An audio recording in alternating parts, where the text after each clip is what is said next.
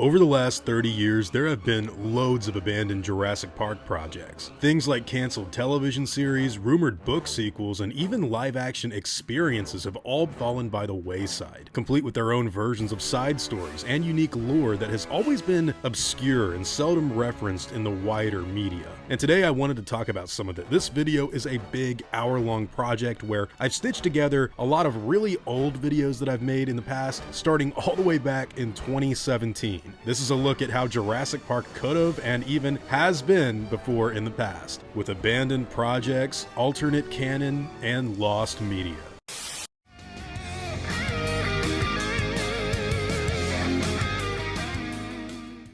So if you didn't know already, way back in the early 90s, Universal had plans to expand upon the original Jurassic Park movie almost immediately. Of course, Steven Spielberg had already been at work thinking of ideas for sequels since the first movie took off so well, but even before Michael Crichton put pen to paper for his Lost World novel, an animated series was actively in the works behind closed doors. This animated series would have been a continuation of the original movie, picking up quite closely to where the 1993 film left off. Its story would have revolved around Alan, Ellie, Ian, Lex, and Tim helping John Hammond recapture the loose dinosaurs and get them all ready for the imminent grand opening of Jurassic Park. Of course, these plans would be hotly contested by Grant and the other scientists, but they nevertheless did help Hammond rebuild the park in the end. Unfortunately for all of those involved on Nublar, though, there would be yet another party that was interested in the dinosaurs' exploitation. And these guys happen to be the same people behind the original incident with Dennis Nedry. You see, in the Escape from Jurassic Park animated series, Lewis Dodson and Biosyn would eventually be revealed as the main baddies of that show. Their plans would obviously be to get onto the island, steal some of Dr. Wu's animals,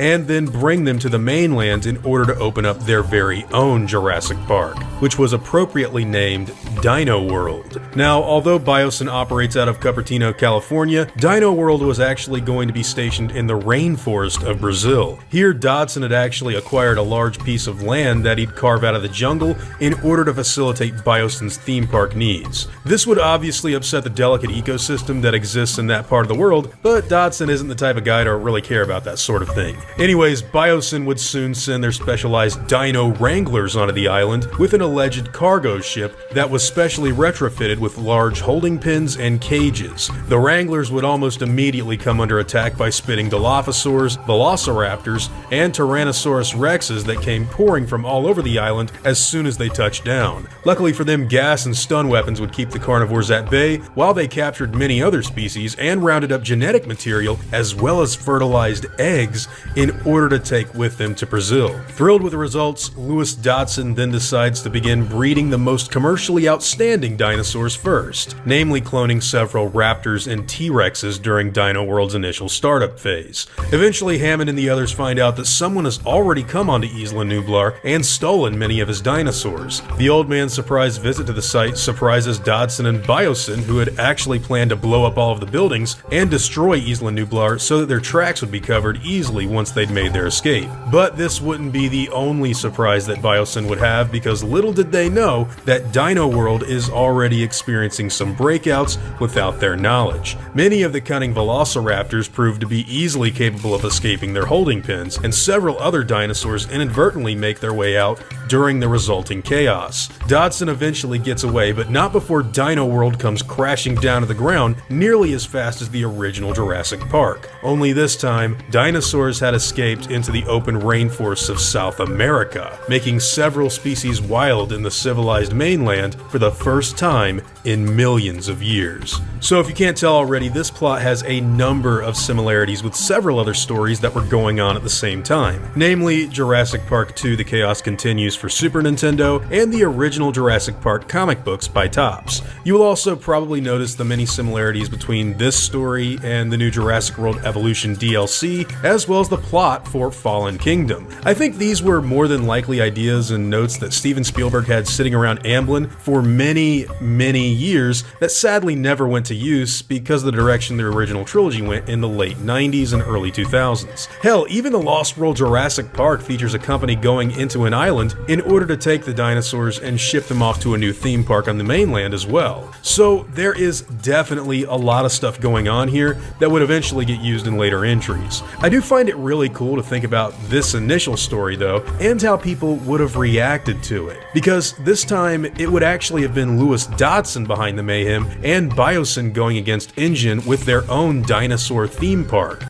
So, over the last couple of weeks or so, I've been contacted by someone named Ryan Monahan from a website called Adventure Collectibles. I need to stress this at the beginning of this video so you guys know fully where this is coming from, and also in order to lead you in the direction of where you can find more interesting Jurassic stuff like this. So Ryan actually got his hands on an early manuscript of Michael Crichton's Lost World novel that had not yet been finalized for official print. And after reading through it, he noticed a pretty gigantic difference at the end of the book that was cut out of the edited release. A link to his website where you can follow all of the cool stuff that he does will of course be provided down in the description below. Now, this manuscript version of The Lost World is interestingly nearly identical to the version that came out in 1995 in almost every way, with the exception of this lost ending. And the reason I wanted to talk about it on here in full is because if this had been publicly shown to Jurassic fans in 1995, it would have drastically altered the state of InGen's genetics staff because, believe it or not, there is a brand new character that is introduced in this ending that has a lot of interesting ties to the first Jurassic Park novel. So now that I've gone out of my way to lay the groundwork for what I'm talking about, I guess it's best to just go ahead and begin.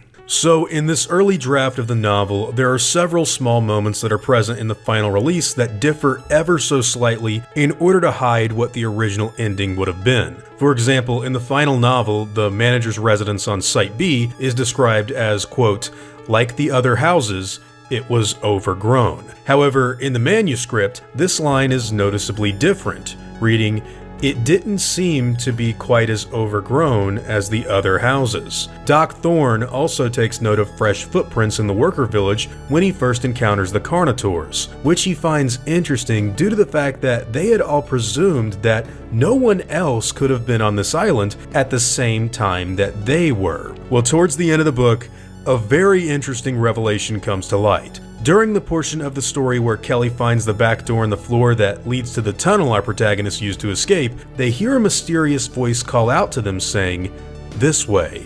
A few yards away from Kelly, she was supposed to see a thin man dressed in all white. His body is described as looking like a cadaver. Once she and the others go in the direction that this sickly man tells them to, they enter into an all-wood paneled study that is noticeably clean and orderly.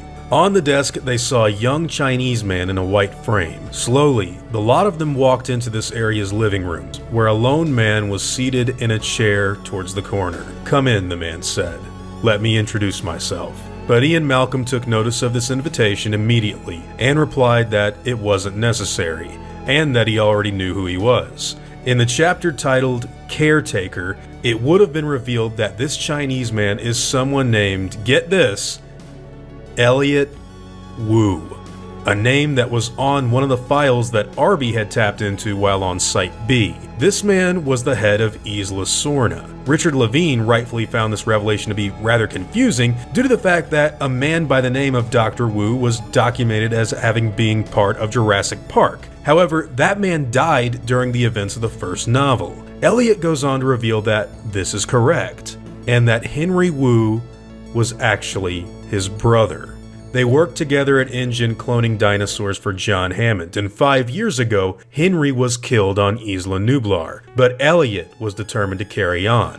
Henry was noted as being the real genius, and he nearly helped. But once he saw flaws in the system, he couldn't just let all of their work die. Now, interestingly, it's here where we are given the infamous DX speech that exists in the Lost World novel. Although in the manuscript, it's actually revealed that the name DX simply means Disease X, which was something that they thought they got rid of a long time ago, but it had unfortunately come back recently. And all it really took was for one single infected animal to end up spreading it back on the island in recent times. A silent carrier that happened to be a small Compsognathus wound up being responsible for this this new outbreak. And sadly, this disease had even hit the mainland. You see, you have to actually be bitten or eat the meat of a dead carrier in order to become infected yourself.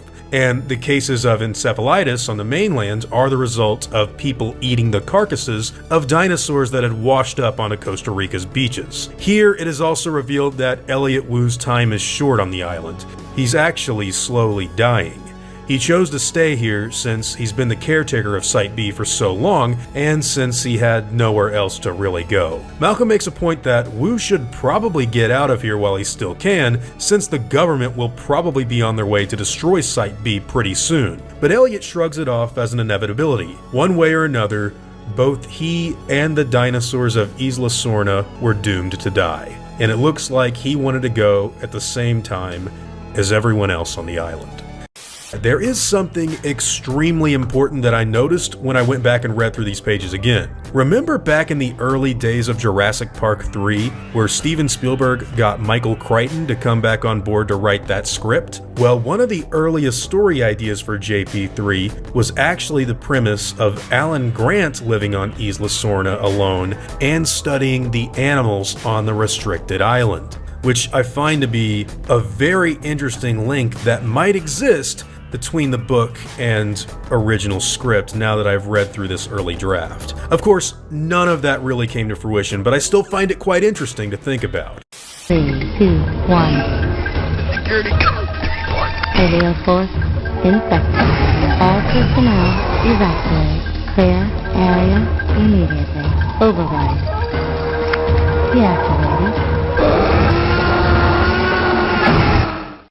In 1996, Jurassic Park officially released an online-only game in promotion for their brand new theme park attraction, Jurassic Park The Ride. This was the original water-based experience where you could see dinosaurs like the Dilophosaurus, Velociraptor, and T-Rex before going down an 80-foot drop. The game that was released in order to help market the ride happened to be something that you could only get by accessing the official website set up for it, and it wasn't exactly available on any home consoles of that time either. This unique Jurassic Park experience was the series' first foray into online gaming, and it happened to fall into obscurity pretty quickly after its release.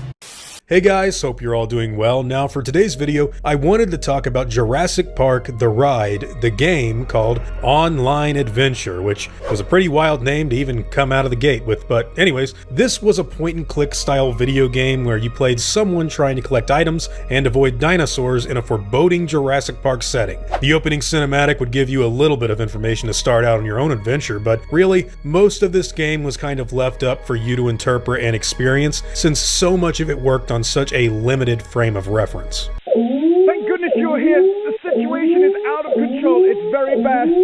There's been a breach in security, and the Velociraptor is on the loose. The ranger on duty is not expected to make it. I'm just glad I'm not in your shoes.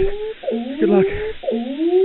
Kinda weird, right? The best way I can describe Jurassic Park The Ride, the game, is that it's kind of like playing Five Nights at Freddy's, only you get to move around, collect key items, and run from a velociraptor that's patrolling the corridors trying to find you. The game does have a pretty cool level of atmosphere and detail in what is a pretty early attempt at doing something legitimately fun with the license online. I especially like the fact that you can go through old files and read clues on what to do next, but I will admit that it probably would have worked better if it had more dinosaurs to work with. That being said, probably one of the things that made it truly feel like an edgy 1990s Jurassic Park experience was this one moment where you come across a dude laid out in an oxygen bag with labored breathing begging you to save him.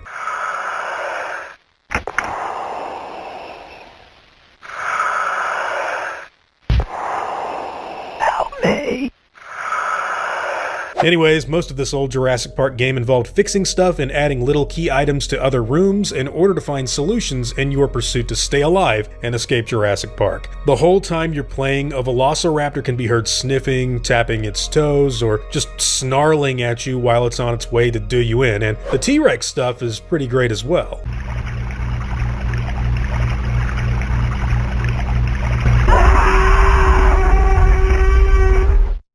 Unfortunately, this game never really got a lot of exposure, and it's something of an early piece of Jurassic history that has kind of been forgotten. Personally, I think it's really cool, and I'd love to see a modern version of this done for Jurassic World. I don't think it would be that difficult to produce, and Jurassic World Aftermath is already halfway there, so why not? In the modern day, this game is really difficult to play since it's built around 1990s internet-based tech that has since been long outdated, but you can actually find a lot of footage for it on Astrid's old channel, the Jurassic Park Collection, where all of the footage I've used in this video actually comes from. I kind of miss this sort of Jurassic Park experience and wish we would get more of it in the modern day, even if what I'm talking about is a really outdated form of 1990s promotional content. The environments, dinosaur usage, and first-person point of view makes it a very immersive game, and I just wish more people knew about it. So recently a Jurassic Outpost article came out on a very secretive animated series that was supposed to coincide with the release of The Lost World. And wow, talk about some wild ideas that they had for this thing. Before we go any further, we need to go over the facts. Back during the development for The Lost World Jurassic Park, Steven Spielberg actually commissioned the creation of a new animated series himself, which was going to be created by DreamWorks. Now, in the article from Jurassic Outpost, they go over some of the exclusive artwork that artist Philip J. Felix actually created for the project. He was also a part of the story crafting process that would have gone into the animated series had it ever gotten off of the ground. And to say that this show would have taken Jurassic into a wildly different direction than what we saw in the Lost World film is an absolute understatement. Concept art for the series features a lot of stuff that you would associate with the second JP movie. Wild velociraptors hunting in packs, dilapidated looking buildings, similar to the worker village that we saw for like 6 minutes in the movie, and a T-Rex chasing some guy down somewhere on the island. Sounds like some pretty standard Lost World stuff, right? Well, that's not the only thing the show would have to offer. This animated series would have introduced some absolutely insane creations in its story that were way beyond any hybrid dinosaur that has ever popped up in the franchise since. Apparently, one of the show's primary antagonists would have been something called the Doomsday Rex, which was drawn as a two-headed tyrannosaur with 4 arms. Another beast that may or may not be related happened to be something that looks like a giant mutant slug creature with 3 T-Rex heads. Humans would climb into specialized mech suits in order to fight the dinosaurs and stop any sort of terrible things happening to them in this spin-off from the second movie. What we're seeing here is essentially a science fiction story that would have involved dinosaurs similarly to what we'd seen in The Lost World, but it would also have been coupled with some more bizarre and kind of fantastical stuff compared to what that film had to offer. You know, you'd get your Tyrannosaurus going berserk and attacking people, along with some modern human equipment getting trashed by prehistoric animals, but you'd also get some new outlandish genetic creations that were never meant to exist on planet Earth in the first place. The goal for the show was going to be a prime-time animated series with new episodes coming out weekly, and the focus was going to be on hybrid dinosaurs and genetic manipulation. I gotta tell you, when Chris Pugh mentioned this thing in his Twitch livestream earlier this week, I had no idea what to expect because I'd never heard of this stuff before, and the mention of a 3-headed T-Rex caught my attention like super quick.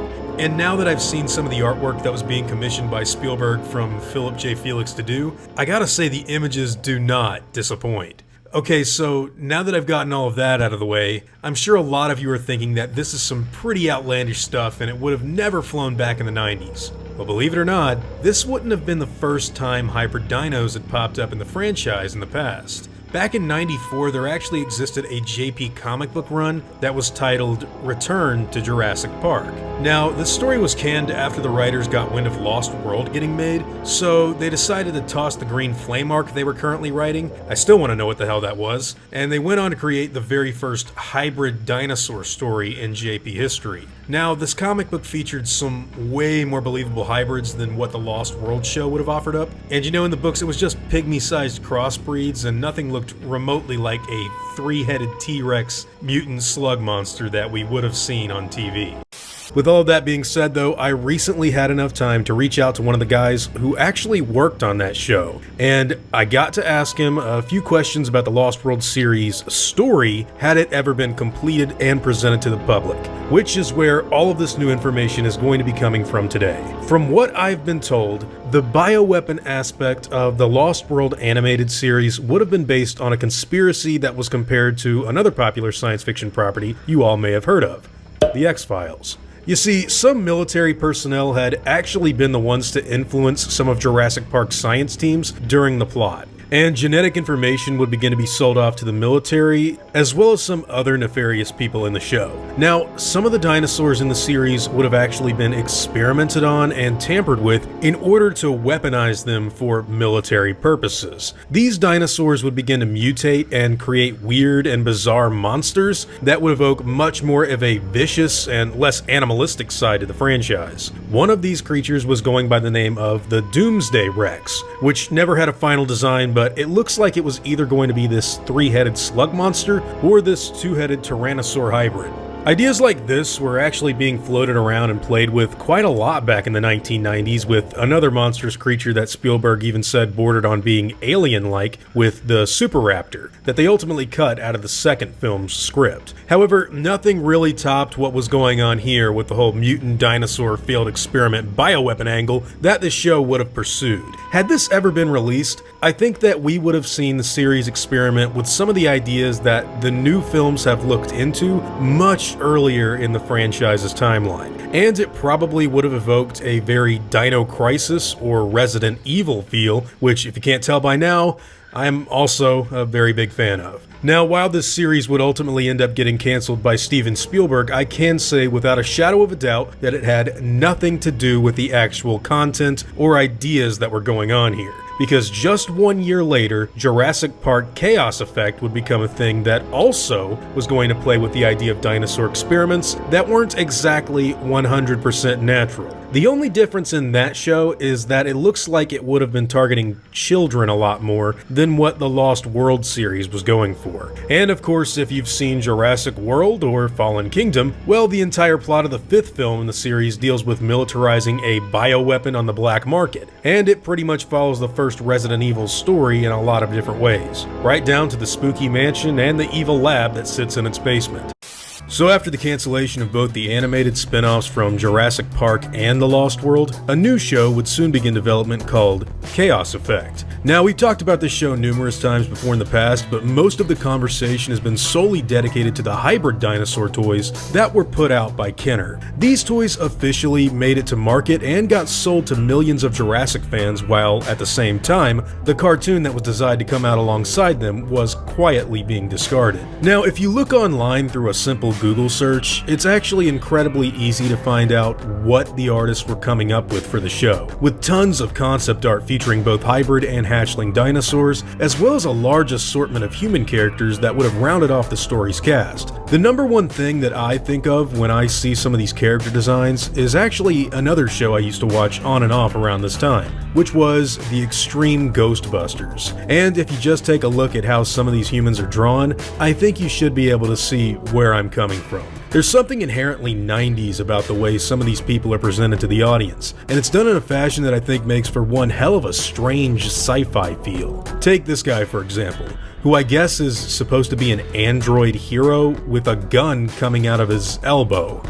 I have no idea what that was about. Upon further inspection, it really looks like what they were trying to accomplish with Chaos Effect was a Jurassic Park show that embraced the more science fiction heavy elements of its source material, while also blending them with cartoony tropes from the late 90s. This is why you see stuff like Ian Malcolm in a weird power suit with a baby T-Rex at the end of a leash, and imagery like the Dilophospinus and Roland Timbo that I've talked about in a video nearly a year ago. Keep in mind that this would have been after both the Escape from Jurassic Park and Lost World animated series were discarded. So we're talking about an unrelated story that seems to have focused on a few people that lived in the Lost World movie, along with some younger cast members who had access to all kinds of crazy tech. Concepts for animals like the Pachysaurolophus, the Ankylorhamnodon, and the very Indoraptor-looking Deinonychus can be found in early material that this show would more than likely have explored. But sometime down the line, I guess all that changed when someone made the call to pull the plug.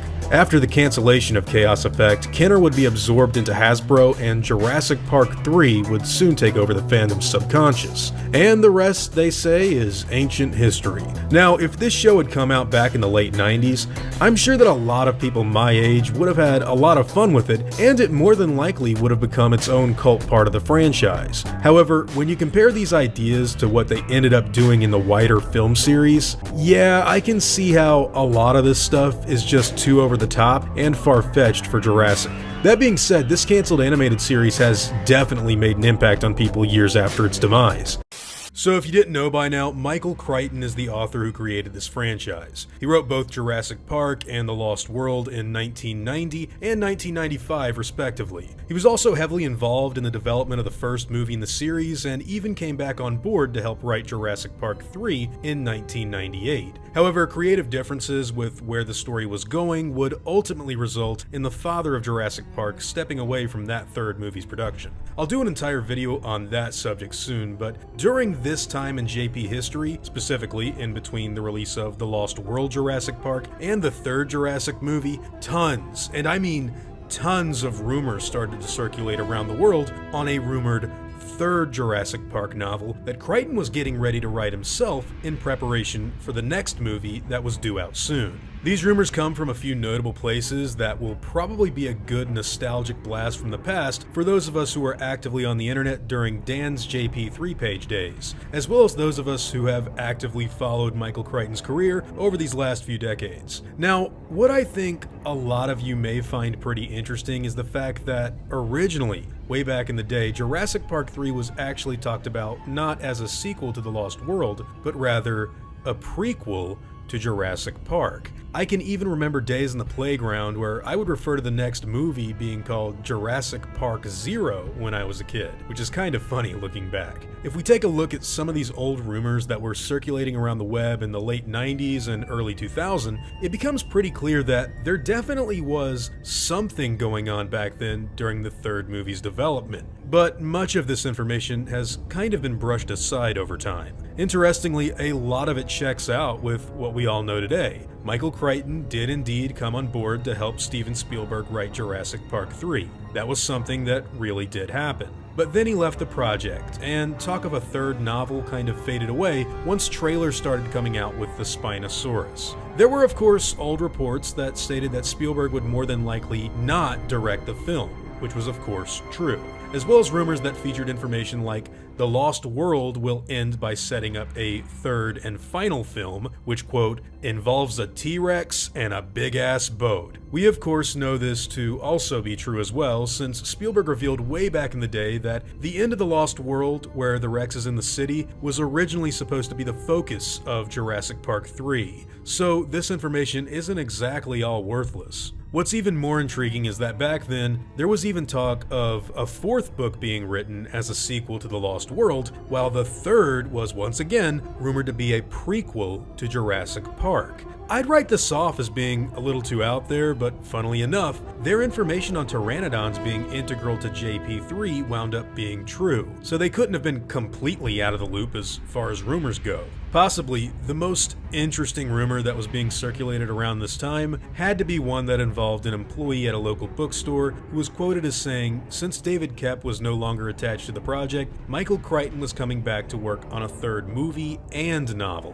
which allegedly would have involved ending the series with dinosaurs breeding on the mainland and humans having to put up walls around their cities. Of course, all of this talk about this incredibly cryptic book that never saw the light of day would ultimately culminate in somebody just straight up asking Michael Crichton in an interview. So we jump forward in time to November of 1999, when the author sat down with CNN.com to talk about his work. And it's here where the question was plainly asked: will there be a prequel to Jurassic Park? To which the author replied, no, there will be a sequel. What? Okay. Now, again, I need to reiterate that this was an interview done in 1999. 4 years after The Lost World came out, and a year after he had come back to write Jurassic Park 3. So, needless to say, I think a lot of people will find that to be a pretty interesting response. But that's not the last time someone would ever ask Crichton about a third Jurassic novel. If we jump forward in time again, all the way to 2002, the author was asked the following: "Are you going to write a new Jurassic Park book?" To which he responded, "No. After I wrote Lost World, I said I wouldn't write another dinosaur book." And that was pretty much the end of it. So if we go back in time and take a good look at all of the information and rumors surrounding Michael Crichton's Jurassic Park 3, it kind of becomes obvious that it wasn't ever really going to happen.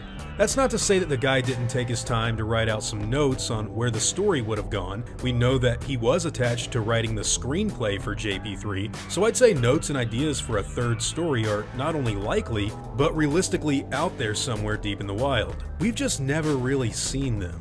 As far as a third book though, look, I hate to be that guy, mainly because I want it too, but I highly doubt that any sort of information that the author had planned to continue the story he finished in Lost World will ever see the light of day. Dragon Teeth, of course, is a dinosaur book that came out after the author's death. However, that novel was centered around paleontology in the 1800s, and not genetically recreated dinosaurs that were spliced together with modern animals. So, from all of the past evidence that happens to exist out there, I personally have to say that I don't think the alleged third JP book is really a thing, much less the fourth that some people were speculating on back then.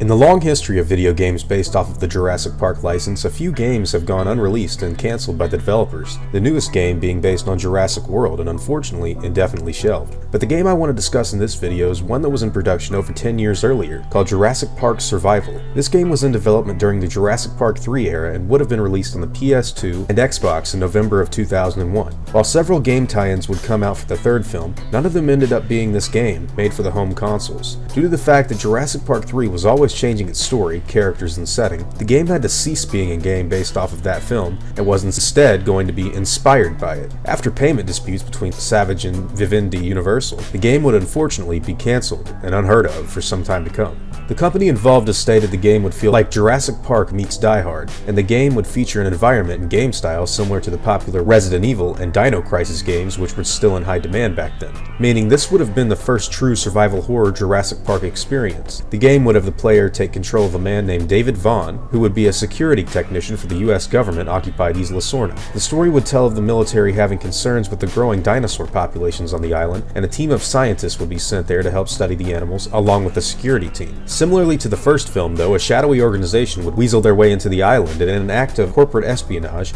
attack the present forces on Sorna and seek control of the secret to cloning dinosaur DNA. It's unfortunate this game was cancelled due to the disagreements in pay between the parenting companies, and it's somewhat of an unknown piece of Jurassic Park history. Due to the fact that there wasn't much released video game-wise when Jurassic World came out in 2015, I think I can speak for all Jurassic Park fans in saying we would have loved to have gotten one more Jurassic Park tie-in game. What's more interesting to me about this game is the very fact that they had chosen to not adapt the film Jurassic Park 3 and instead go their own direction to try and come up with an original idea within the Jurassic Park universe.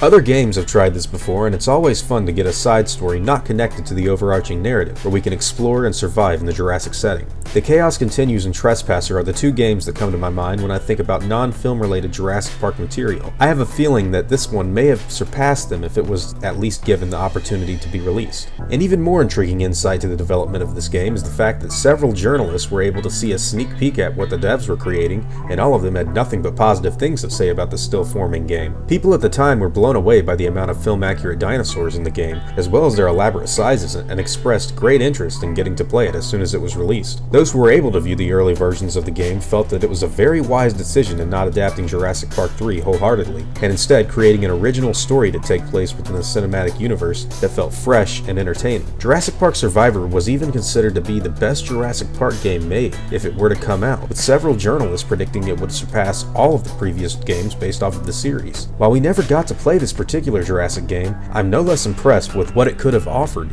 and would have been all over it had it been released back in that time.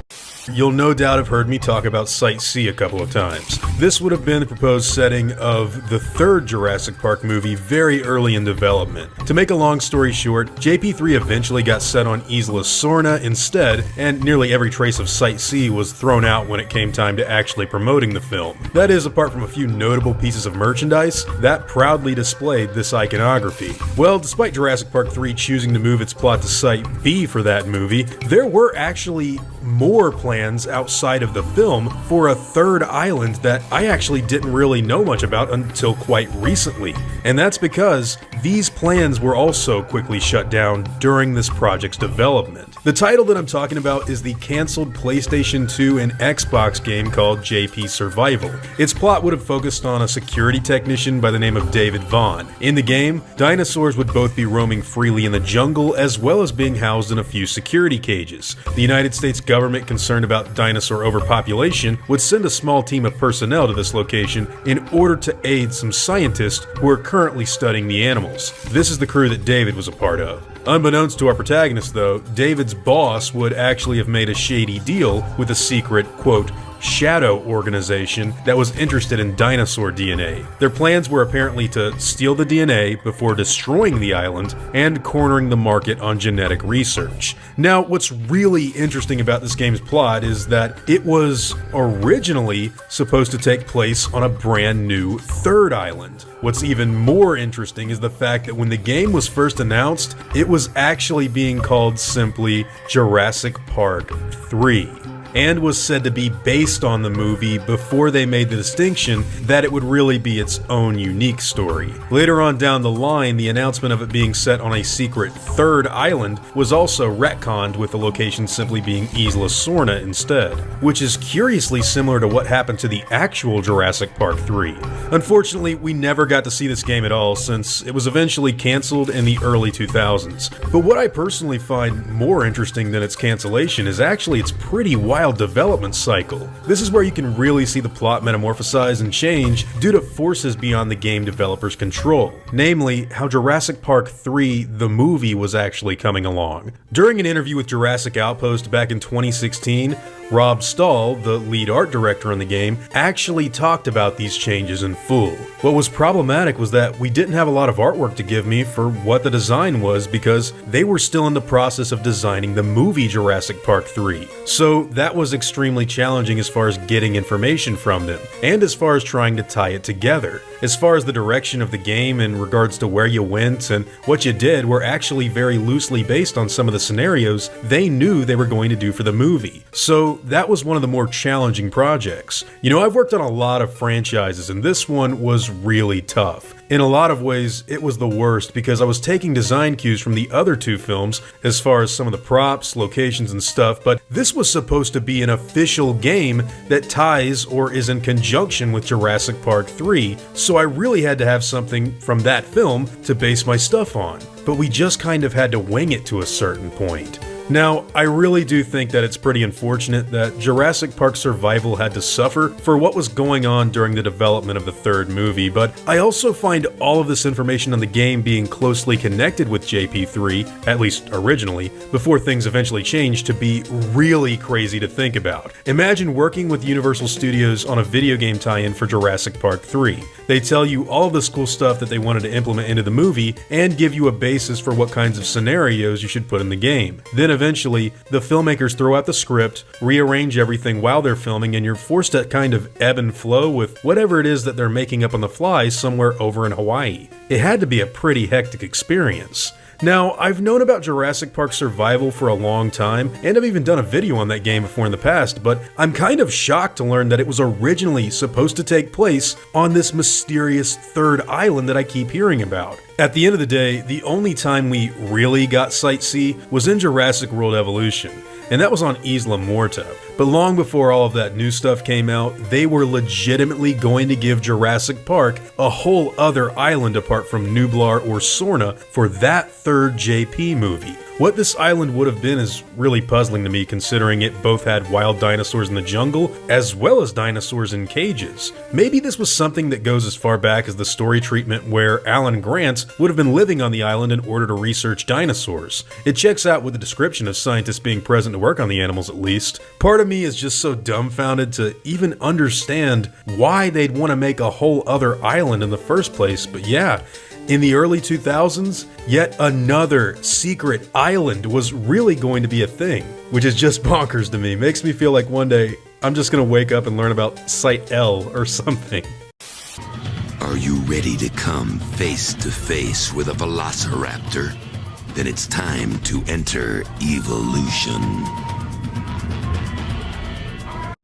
Project Evilution was an incredibly unique event commissioned by Universal Studios for their Orlando theme park in 2002. After the release of Jurassic Park 3, the company designed a massive JP event for the infamous Halloween Horror Nights. And curiously, the Jurassic Park event came with a fully fleshed out story that turned the entire franchise into a nightmarish horror show that went far beyond anything we would ever see in the movies. If you've been keeping up with my videos for a while now, you'll know that during multiple points of production for the Jurassic Park series, they were trying to go in a more science fiction-based direction than what went down in the first two sequels. Lost World dedicated itself to being solely about a dinosaur preserve in a paleontological sense and dropped all of the genetic engineering and hermaphroditic attributes of InGen's clones in its narrative. And even though there were multiple attempts to bring something a bit different to JP3, it eventually wound up as a film about dinosaurs chasing plane survivors on an island. Well, interestingly, one of the abandoned titles for JP3 would actually make its way into this Halloween horror show. The scare zone for Jurassic Park's Orlando resort would become known as JP Extinction, the home of a truly bizarre and insane story that called itself Project Evilution.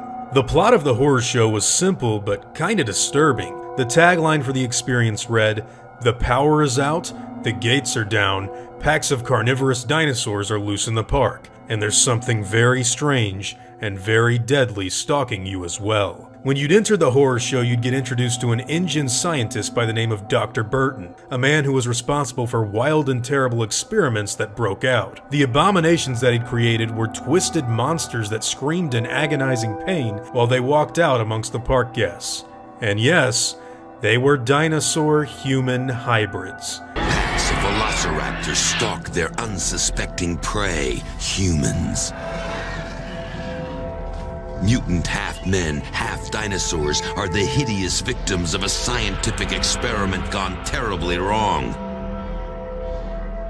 Buried in the middle of this prehistoric predator's playground is Evilution, an outdoor haunted maze. One particular individual was known as the Dilopho Man, who, as his name suggests, was a cross between a human being and a spitting Dilophosaurus. Another went by the tongue-in-cheek name of Pterodactyl, which doesn't really need any explaining. There was also something called the Dino Man, but little is really known about what he happened to be cloned from. Wild quilled velociraptors from JP3 would stalk about the laboratory, and Dr. Burton would pop out at the guests to warn them that the experiments had just escaped. A pre-existing exhibit known as the Triceratops Discovery Trail would get overrun by the hybrids, and you'd actually get to see them attack the peaceful herbivore during a disturbing strobe light show. While you walk about the maze, it becomes apparent that the hybrids were rising up against their creator in a very Island of Dr. Moreau sort of way. And when you get to a specific section of Project Evilution,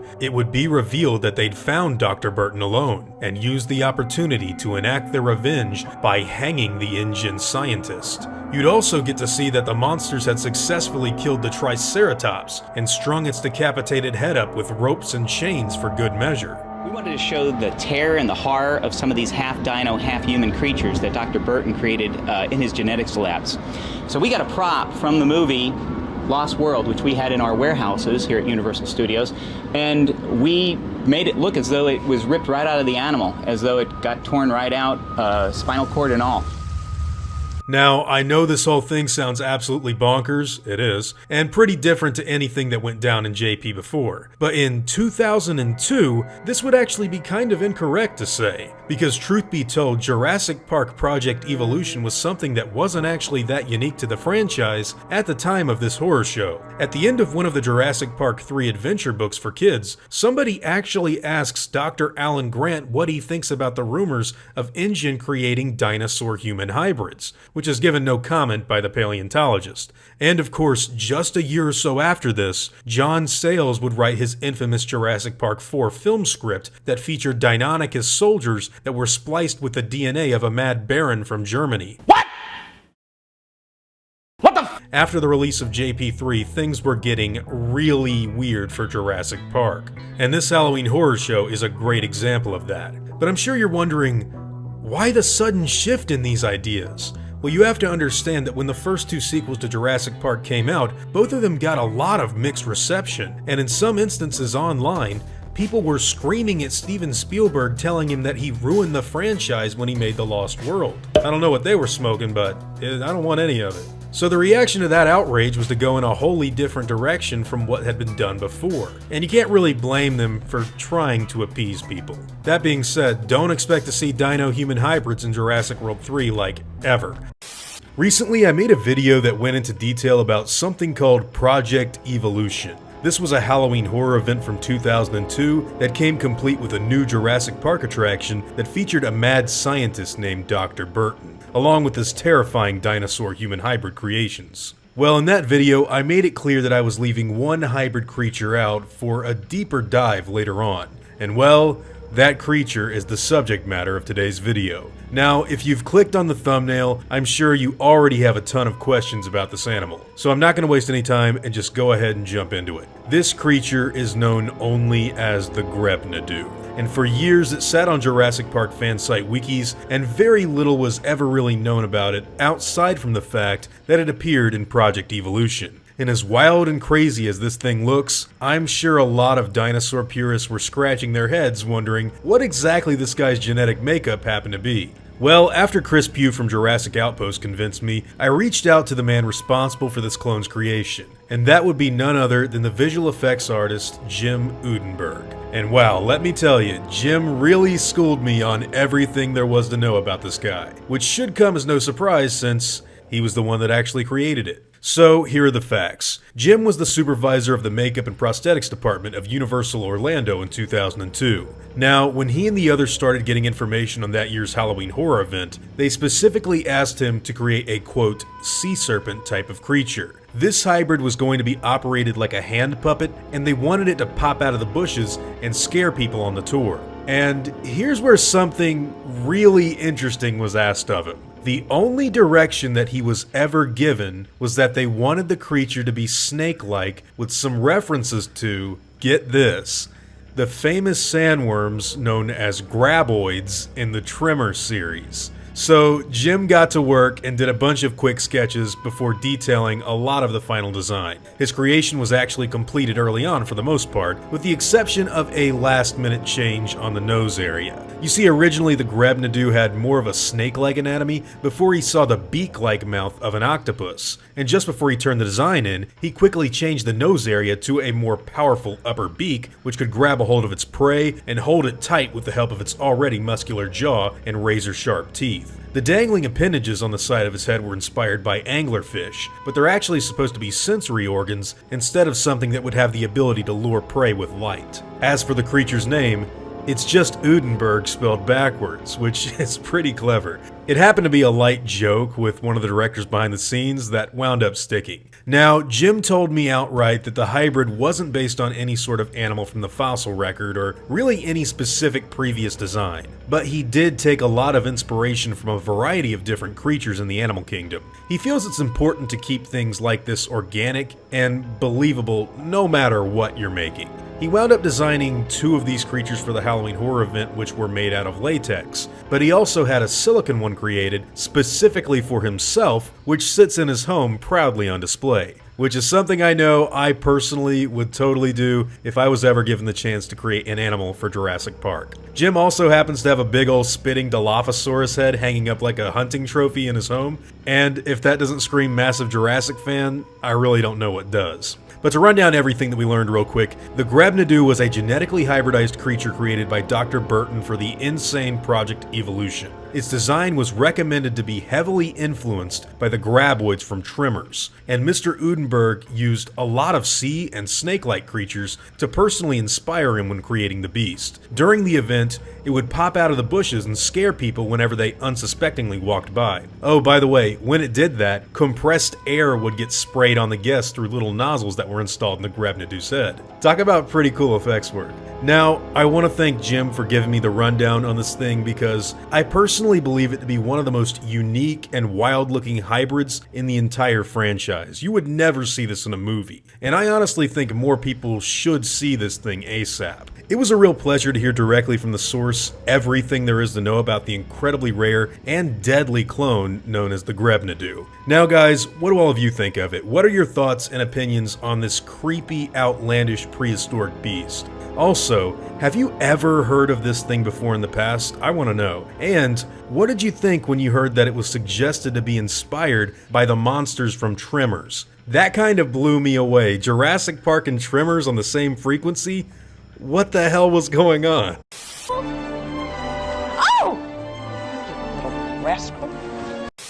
After the release of Jurassic Park 3, the franchise kind of went dormant for a very, very long time. Apart from the odd video game here and there, we wouldn't get anything Jurassic related of any substance until that film's 10th anniversary with the release of the Telltale game and some comics. But way before that came out, there was actually a pretty cool Jurassic Park experience that kids would have the privilege of visiting in Asia. This attraction was known as the Jurassic Park Institute, and it was basically an educational dinosaur tour that helped children learn about dinosaurs with the help of some Jurassic Park animatronics. Now, over here in the Western world, some of you will probably remember the website of the same name that used to be up and running from 2001 to 2006. This was a place where educational dinosaur information was easily accessible for fans of the films. Alongside it happened to be a small collection of books, including the JP Institute Dinosaur Field Guide. Putting these two together gave you a lot of dinosaur education in the form of real paleontology and colorful images as well.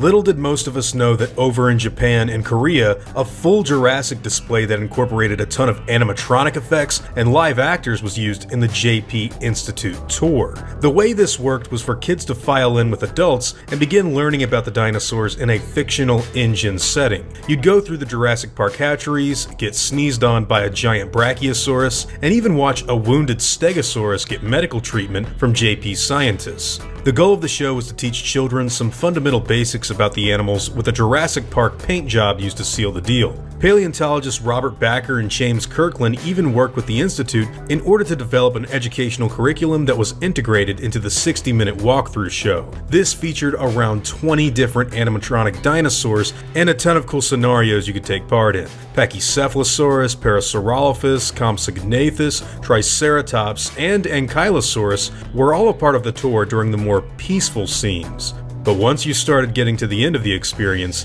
kids would get to see animals like the Pteranodon and Velociraptors. These raptors happen to maintain their look from JP3, and they even shared the stage with a new fluffy raptor that helped hammer home the dinosaur and bird relationship as well. Of course, it wouldn't be Jurassic Park without the famous T-Rex making an appearance. But there was also a surprise attack by the legendary Spinosaurus too. Altogether, the JP Institute tour was basically a more engaging version of something like the Jurassic World exhibition that would come out far later. The older Institute one had a lot more emphasis on the JP3 side of the franchise though. They even kept the lowercase g. Unfortunately, Jurassic Park Institute has kind of been all but forgotten in the years since it first came out. The website closed down in 2006 with no real explanation as to why this happened, and ever since then it just kind of became a thing of the past. It is still possible to access the site via the Wayback Machine, and a link will be provided in the description down below if you're interested in checking it out. Personally, I only knew of the JP Institute through this site and a few books that they make. I never got to go on the tour because I've never been to Japan or Korea. That being said, I would have loved to have experienced this thing back in 2001, and I'm sure it would have been an awesome experience for a ton of people back in the day.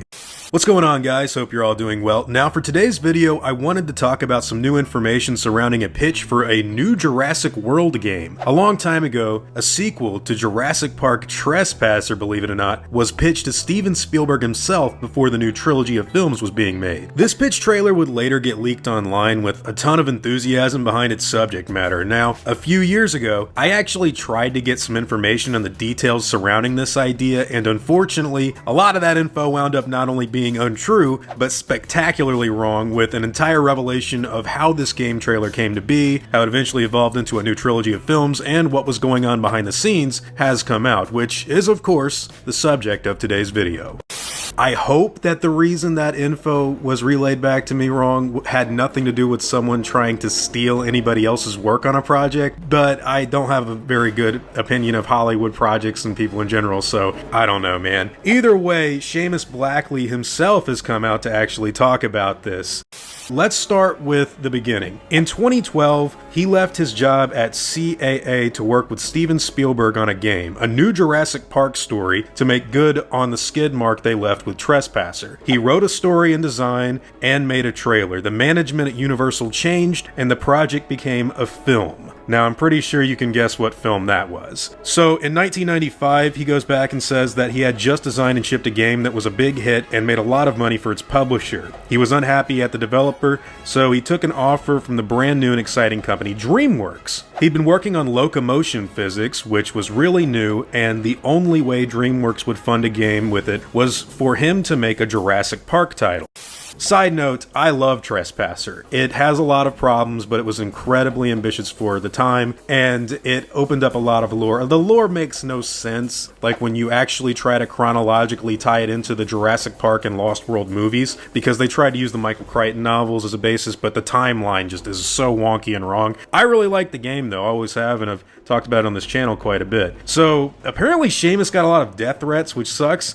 He figured he'd never work again. It did lead to him meeting Bill Gates and impressed him with the physics and rendering, which, of course, came to the work on the Xbox. He eventually made sure to establish a lot of IP ownership, and he met Steven Spielberg, had a good career with him. He'd see him in meetings and sometimes do stuff with him on games or movie stuff, and he said the attorney, Harold Brown, became a mentor of some sort to him. One day, Seamus Blackley gets a call from some guys at Universal. Steven was thinking of restarting the Jurassic Park franchise, and we thought it should relaunch with a new Trespasser. So, basically, they relaunch like Trespasser 2. The next thing he knows, Kathy Kennedy, which he loves, tells him he needs to 1. Write a story and gameplay pitch for Steven Spielberg and the co-presidents of Universal, and 2. Make a trailer to show Steven Spielberg. So he says that's a vomit in the trash can kind of moment right there. A trailer for Steven, sure. He wrote a story about dinosaurs on Isla Sorna and the research sites escaping, and about how humans had to come to terms with the original owners of the planet. His thesis was that audiences wanted to know the dinosaurs more than to kill them, not monsters, Earthlings. And with the help of incredibly talented artists and coders, he made a game design, an art design, and a story bible. They called it Jurassic World. And they made the trailer. It was leaked a long time ago and people were very confused by it. They had brought these dinosaurs back, sentient creatures, individuals, and so they need to learn to share, even be friends with them. In their game, the humans that want to eliminate the dinosaurs would have been the enemies, while the dinosaurs become our allies. By saving them, they save themselves. This sounds extremely similar, and I'm not sure if there's any correlation, but a lot like Ark Survival Evolved, and I wonder if they had any information on this canceled title from back in the day. Unfortunately, that couldn't save the game. Steven loved the concept, according to Kathleen Kennedy. He loved the trailer, the story was approved, they started hiring devs, actually. Then the co-president of Universal left, everything was scrambled, and the next thing he knew, he was sending all of their art assets to Frank Marshall, who was producer on all 3 of the Jurassic World movies. So he goes on to say that Frank Marshall's an awesome person, he's the nicest guy in Hollywood, there was a movie in the works, and the cancellation of the game meant they got everything. Honestly, that was the best outcome Seamus says was possible. So he's gonna eventually share storyboards and art and stuff, and I'm really excited for this.